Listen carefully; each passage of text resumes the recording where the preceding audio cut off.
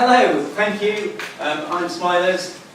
This is a talk about interfaces. I don't mean user interfaces, I don't even mean APIs as in wire protocols, but code interfaces, generally modules, functions, libraries, classes.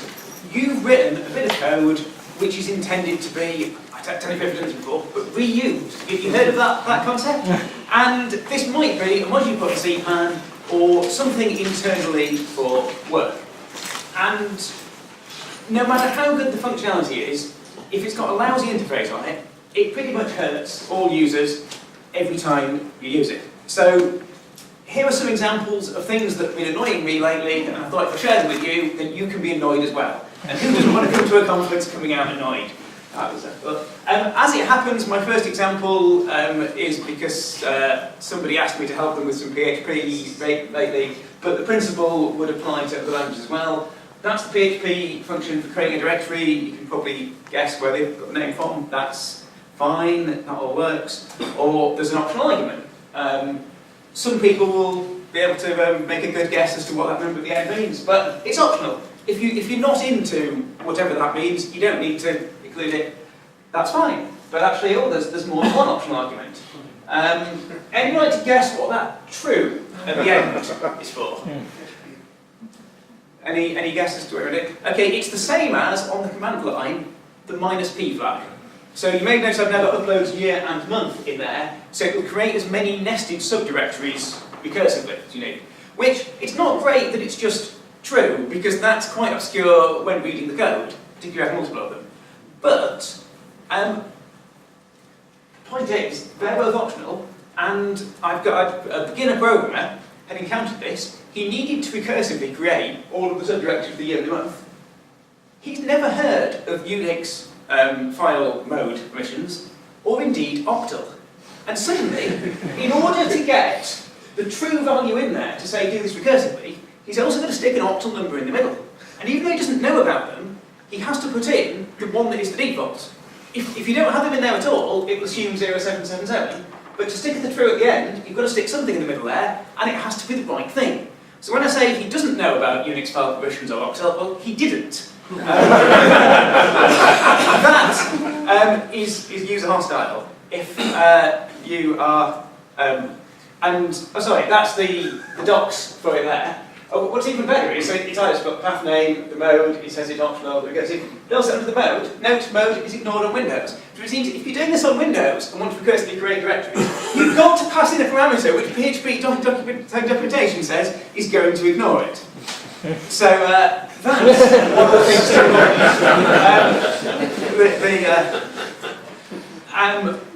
see, if you've got options, named arguments is good for options. You can recommend those. It avoids this problem where you can have any of the subset of the options, and it avoids what's that true for by putting names on them.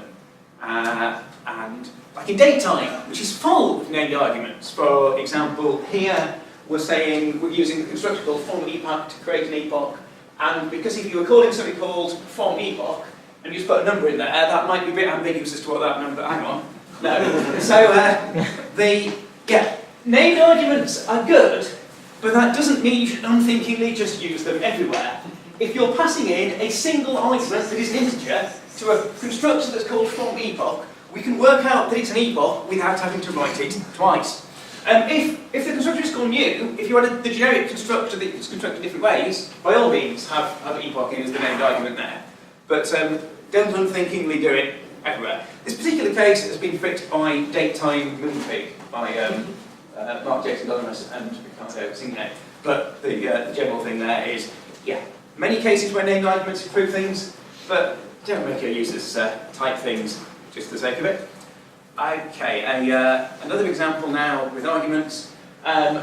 This is a module which tests whether the calculated value is approximately the expected value within a certain tolerance. And that's alright on that slide. It perhaps doesn't look what the problem is. Maybe if I make it a bit more realistic as to how it would look in my editor. There, okay, that's smaller. We've still got that line in the middle, is approximum, widget calculate, expected value. We've got description there, and that 0.2 that's the tolerance is somewhere over here off the screen. What we've got in this case is we've got a really useful argument that is actually the crux of what that function line is doing at the end of a description string which is arbitrarily long and indeed hidden by it. So this is the case where it's just the order of the arguments can make your code interface is awkward. Because if you see a long description scrolling off the right of the window, you don't think, oh, let's check at the end of it just in case there's a useful number there. There's a few of these modules that test things within a tolerance. Test number delta is another one. That gets this right. So we can have the calculated value, the expected value, then the tolerance, and then the long string. And if the string disappears off the edge of your screen, that's fine, we can cope with that, it's just the output. So, well done, test number delta getting right, except there's also, now suppose you've got a bunch of tests you're doing, and you decide this is one tolerance value we're going to use for our model. That's a good idea. So we can specify that when we're loading the module, and we don't have to specify it here. Anybody feel uneasy about that? Only one person. Okay. Well, for the rest of you, go on. What is it?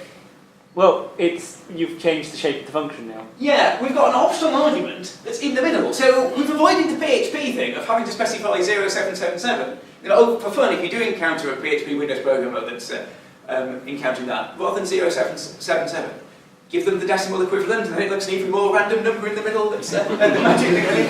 But yeah, so now it's doing something different based on that, and what if this description was numeric? Would that work?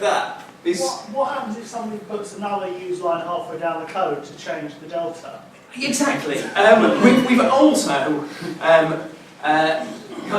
so the first problem with optional middle arguments of kind of a nothing in the middle there, but also a global value in the use line, you can probably get away with it in a .t script, but it's not great elsewhere. What do you really want if you've got a bit of state like that? An object. Object-oriented programming, that's good, isn't it? So that would be a better thing here. You could have a constructor you could pass a 0.22 and call methods on things. So let's have a look at some object-oriented code. Here's a object. You can tell it's object-oriented because there's a method for that. In particular, it's a class method. It's actually not doing anything except making me repeat the class name, which is particularly good if you're trying to go one line on the command line. You can type in all this button there, and look, it's if JavaScript's 2 words, it's a 4-word class name as well. At least you didn't write anonymous in full. We can be grateful for that. But just to don't provide a nice for that time in, I should say at this point that the reason I'm criticising the interfaces of these modules is because the modules themselves are useful, and I appreciate them, and thank you to the people who wrote them. And I'm generally not mentioning their names, because to be worth including in this talk, it had to be not just that module does something incredibly stupid and baroque. It was, here is a common thing which crops up several times over. So please don't feel bad if you've involved in one of the modules listed here, and don't go around pitchforking those who have. This is just things we're all going to try not to. Because if people hadn't made these mistakes, we wouldn't have learned and noted one. So this is not a criticism. I like that this module exists. But really, the class methods, for no reason, you're just making me do lots of typing, that could so easily just be a function. And that's the case for most class methods that aren't constructors, usually. Or factories, something like that, but those. So, if we're going to have object orientation, let's have objects. Here's something that's got an object in it. So, we use the module, and we know we've got an object because we've invoked new on it. We've got an object at that point then. At which point have we got the new object? Well, I'm going to call the parse method on it and pass it some EXIF data from a camera photograph, and that will convert it into a datetime object and return that. The only problem is, at this point here, as soon as we get the new object, the only thing we're doing is, with people in the middle, like next to a gap, like to shuffle along, because I'm worried about the buttocks of all these people on the stairs. They're going to be terribly uncomfortable there. I don't be giving a thought where I'm not concentrating on the slides, but worrying about the audience. There's no state there. We call new, no options. So all of our objects always be the same, and you might think, oh, maybe sometimes they are different. So I actually looked at the source for this one. This is the entire source of the new method, of that module there. It goes to a lot of effort to make sure that it is blessing exactly nothing into a very particular class. And the parse method that we call on you, well, here's the start of it. It goes up, I'm being called an object. Let's get what that object is and store it in $self. That and that are the only uses of $self in the entire file. So the object orientation is often useful, but don't just use it regardless. Some things are better as a simple function. There is a workaround if you find these stateless objects. Aaron Crane, who's currently giving a talk by coincidence in the main lecture theatre at the moment, has published Object Disoriented, and that's it, the name of an overly object-oriented module, say which method you want, and it will turn it into a function, and you can just call it as a function. That doesn't excuse the original design, of course, and it's not ideal because we know a function just called parse, and it probably should be called parse exif type, something like that, when it doesn't have the class name before it. So that is something in your toolkit you can do to get you out of some annoyance if you encounter one of these. So if we're having some objects, they should have state. That's what we've got there, and here's one that does. This is the old original interface to this module, but we call the constructor and we pass in it an integer, and that gives us an object which we can then call the method getStringOn, and it will spell it out in English words. So you pass it in an integer 4 and you get FOUR out as a string. And that's useful. That seems like a reasonable use of an object. Except that it turns out the only thing you can do with one of those objects is call getStringOn. There are no other methods provided. And you think, well, that's optional, let me see what you want to. But also, there'd be no point constructing it if you weren't going to do that. So we've got two parts here, split into two, for no reason. Everybody who does the first part is going to do the second part, in which case, just combine the operations together, at which point you don't even need an object, you just need a function, which you give it a number to, and you get some words out. Which, actually, is what Linger-EN numbers does now. And thank you to Neil Bowers, who was speaking before me, and indeed after me. I mean, that's sort of a Neil Bowers sandwich here, who is taking over maintenance of that module. And that's what's the kind of thing that you would want there. But that's, even if you have state, think whether the state is useful or whether it can just be encapsulated in a single call that does everything people want. It's just boilerplate to make people do one step and you always do another step afterwards. And if you find little recipes or what's the jargon word, design patterns going around, that probably suggests there's something in the interface that's wrong, where we should be able to combine things and not need so boilerplate. Right, on another topic. This was something I was recently doing on Windows. I wanted to execute a command with a hidden window, and it turns out that's what let's be doing. That was working fine, except I forgot to check for errors. And one day I'd failed on a Mr. Symlink out and went and tried mapping, and the command wasn't there, and it wasn't failing at that point. So, oops, that's my mistake. That's not an interface thing. Let me fix that. Put or die on there, and it then did. I checked. Die at that point. Unfortunately, the error message was empty. It wasn't setting that. So, oh well, it's Windows. I vaguely remember hearing somewhere that on Windows it has its own special variable. Although on checking, that should only be set if the other one is, but just tried, no, that was still empty. Okay, you have to read the documentation. Hate it when that happens. But right, okay, that's fine, and it's global state, but then so is $bang. Right. The only trouble with that was, when I then put the symlink back into the path and made the command there, it was still dying. Because it turns out that that run command there returns false even when it succeeds. What we actually have to do is that. So we have to run it, we then have to check to see if that last error has got something in it, and if so, print it out. And of course, we have to save it to a variable because that's global state, and who knows if something has happened in between. And now, our error handling is about twice as long as the original code, which we need to think about your error handling. By the way, on my laptop, these show up in a kind of a red for warning and danger. On the text, they have a nice friendly orange. I don't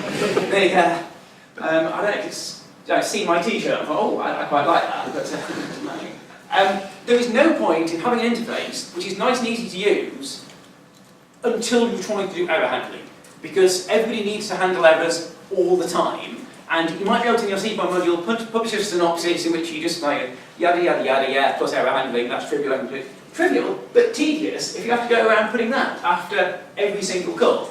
I don't know, I haven't looked into it, whether it is an actual problem with the Microsoft OLE thing we're using or with the Perl wrap around it. As I said, this isn't about blame, it is just somewhere along there, something in the interface is less helpful than it ought to be. Another example on error handling. Image size, here it's just a function that returns width and height, and if something's gone wrong with reading a file, as well it might, because files are like that, then we die. Oh, except in the case where image size can't find the width and height, it returns undef for each of them. Not it returns a single undef from the function, which is false, but it returns a list of 2 undefs. And a list that isn't empty is true, and therefore we've truthfully got a lack of width and height, and that die never runs. So what you actually have, it turns out, it returns a 3-part thing, you've got error in there, and again, if error, then we can deal with it. But we've now got a function that returns a list of up to 3 values, but which are never defined at the same time. Either those 2 are defined, and that one doesn't exist, or is undef, haven't checked, or that one's defined and those 2 are both undef. That's just it. Someone's gone, oh, this is a neat way in which I can, inside my code, return different things depending on the scenario. It might be neat for you writing it, but it then it's really cumbersome for anyone using it. So when you're designing your interfaces, you need to presume that things will go wrong and think about how you're going to do that instead. Returning undef is acceptable. Dying or throwing catching is also fine. You may think, oh, but what if I die the user or carp or something like that? Oh, they don't want to fatal error, but they can catch it. You can use catch or eval or something, and actually it's less hassle to use throw and catch to catch exceptions than it is to resort to these sorts of tricks, which you have to learn per module to deal with errors in a kind of an ad hoc way. So you need to consider that as well. Okay. You remember this? I said that this was the old interface to this module. Turns out we were using it. 10.5 years went by, and ooh, no, that happened this year, I think. Yeah. So the only thing that's worse than a lousy interface is a lousy interface that you put up with only to find your code breaking because somebody came along and fixed the interface. And this was in a bit of code that literally hadn't changed for a decade. I didn't know we were using it, it was just install it somewhere else, but okay, there. It was trivial to fix, that wasn't a problem, but it's still like, what's the difference there? And this isn't actually really a complaint about this module game. It is to emphasise why it's so important to make your interfaces user-friendly in the first place. Because the innards of your code are easy to change. If it's all messy and has got duplication and can do with refactoring, you can fix that or keep the interface the same. If it runs really slowly, you can find a better algorithm with the same interface. If it's got security holes in it, you can fix those up. But the interface is the bit that the users interact with. If the interface is lousy, that, well, for whatever reason, whether it's just you were so excited about getting your new functionality and you didn't pause and think about it, or whether it was just laziness on your part, it's easier to put it in, is a misguided step, because it is pushing the awkwardness, the cumbersomeness, the boilerplate onto all of your users every time they use it. And if you try to fix it later, go, oh well, I'll just get it out there for now and then sort it out, this kind of things happen. So interfaces hard to change. Fortunately, not actually that hard to get right if you just pause in your excitement and rush to get your new data out there and think about it. I would recommend writing some sample code that uses your not yet written module or library first. And just write it going, I just want to imagine there is a function that does this, or an object that has these properties on it. and try using it. And then make it happen. Because that way around, you've got an interface that is actually useful for users, rather than sitting there going, oh, what might they want, and adding in functions that people don't need, or some of these come from too much flexibility of adding in combinations of options and things that wouldn't occur. So just pause, do that, pause, try using it before it exists, and think about default values, think about optional arguments, think about error handling, think about the data going in, data coming out, and state. Object orientation is often helpful, and there's some examples here where OO would have fixed, but there's other cases where OO is just adding to the boilerplate and the hassle for the users. And we're still the same with name arguments. So there's no one thing which you should just have a policy of. We're always going to write our code in this way. Don't do anything unthinkingly. Just be alert for any boilerplate, repetition, or awkwardness, and think about your interfaces before you inflict them on people.